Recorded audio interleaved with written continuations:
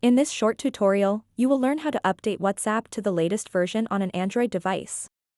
Keeping your apps up to date is important for security and new features. It's easy to do, and I'll guide you through each step. To get started, open up the Google Play Store. Once you're in the Google Play Store, tap on the search button at the bottom of your screen. This will help you find any app you need quickly. After tapping the search button, you'll see various options pop up.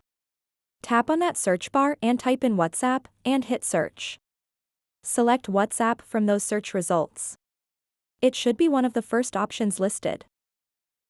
Now that you're on WhatsApp's page, look for an update button.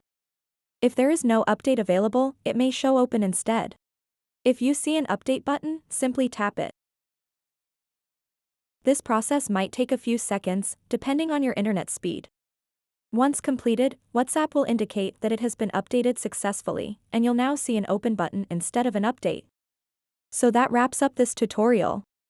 If you have any questions about this whole process, please let me know in the comments section below.